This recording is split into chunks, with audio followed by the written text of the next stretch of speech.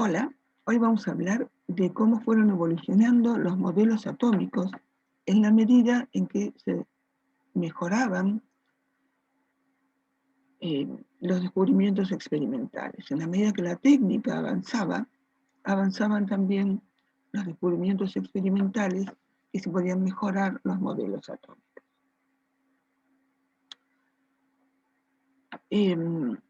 Bueno, hablando a partir de 1800, después del Renacimiento, tenemos a Dalton. Dalton era un meteorólogo que vivía en la campiña y se empezó a interesar en por qué las moléculas de agua, o el agua, podía penetrar en el aire en diversas proporciones. Eso le dio la idea de que la materia en realidad estaba formada por partículas. ¿Sí? Y esas partículas son los átomos. Bueno, así fue como escribió los postulados de Dalton, suponiendo que los átomos eran macizos e indivisibles, que los átomos de un mismo elemento eran iguales entre sí y viceversa, pero lo más importante, que los átomos conservan su identidad en las reacciones químicas, que eso lo podía deducir por análisis químicos de sustancias. Y este enunciado es el que seguimos usando hoy en día para balancear ecuaciones. Aparece la electricidad, aparece Thomson. Thomson usa un tubo de rayos catódicos muy similar al de los viejos televisores o las viejas pantallas de PC, donde tiene una fuente de potencial, un electrodo negativo y uno positivo.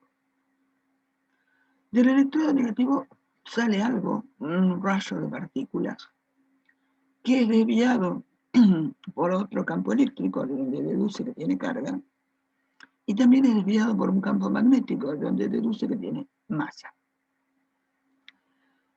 Cualquier elemento que pusiera tenía el mismo comportamiento. Se da cuenta de que todos los elementos tienen electrones, pero no sabía dónde, cómo estaban distribuidos en el átomo. Entonces se imagina una esfera maciza, positiva, con electrones incrustados. Esto no lo mide, lo imagina. Bien, un tiempo después aparece Rutherford y ya piensa en un átomo con un núcleo separado de los electrones, un núcleo con gran masa, electrones con masa pequeña, y que no están quietos. De alguna manera están orbitando alrededor del núcleo, aunque no tiene forma de saber cómo eran esas órbitas.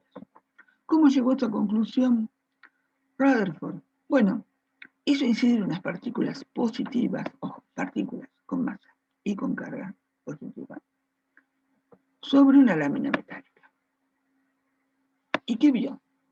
Vio que la mayoría pasaban sin desviarse. Algunos eran como repelidos y otros directamente era como que rebotaban con algo, con una pared. ¿Qué conclusión saca? Dice, bueno, los que lograron pasar es porque no se chocaron con nada. Estas eran las partículas positivas. Los que fueron desviados tiene todo el aspecto de una repulsión entre cargas de igual signo. Y como las partículas eran positivas, esto es positivo. Y los que chocan, que son pocos, pero chocan, quiere decir que se chocaron con una masa grande. De ahí deduce que el núcleo es pequeño, tiene una gran masa, es positivo, y los electrones están afuera del núcleo y no tienen una gran masa porque nadie sufre un choque considerable. Acá tenemos que empezar a discutir algunas experiencias que se hacían en paralelo. En paralelo con estos modelos atómicos. Los físicos discutieron años, si la luz es una onda o una partícula. Si es una si es una onda, se caracteriza por una longitud de onda. Este es el dibujito que se repite la menor porción de la onda, tal que yo puedo dibujar toda la onda.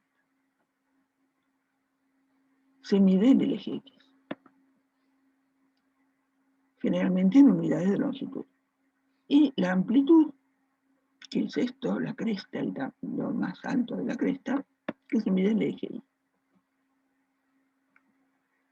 Bien.